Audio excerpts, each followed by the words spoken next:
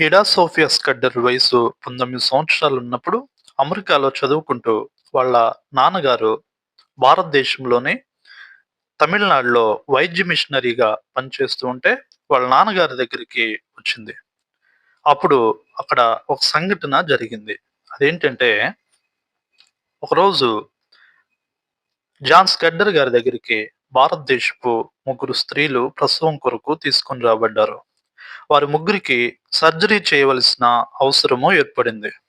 వారి ముగ్గురికి వెంటనే సర్జరీ చేయాలి అని జాన్ స్కడ్డర్ వారి కుటుంబస్తులకు తెలియజేసినప్పుడు వాళ్ళు సర్జరీ చేయడానికి నిరాకరించారు.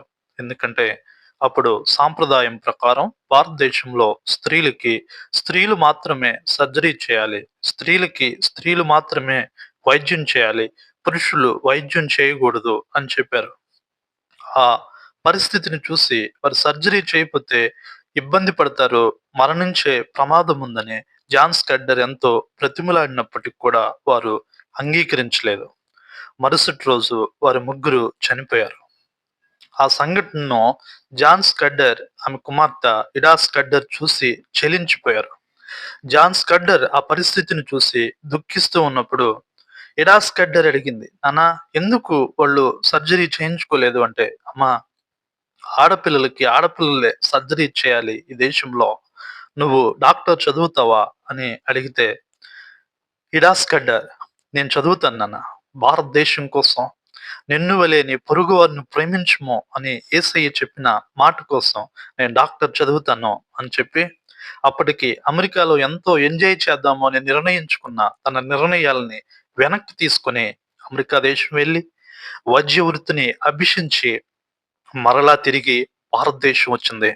భారతదేశం వచ్చి భారతదేశంలో ఆడపిల్లల కొరకు మెడికల్ స్కూల్‌ని స్టార్ట్ చేయటమే కాదు, ఆడపిల్లలకి వైద్యం చేయడమే కాదు కానీ, ఆడపిల్లల్ని డాక్టర్లుగా చేయాలని భారతదేశంలో అతి పెద్దదైన రాయల్ వెల్లూరులోని క్రిస్టియన్ మెడికల్ కాలేజీని స్థాపించింది.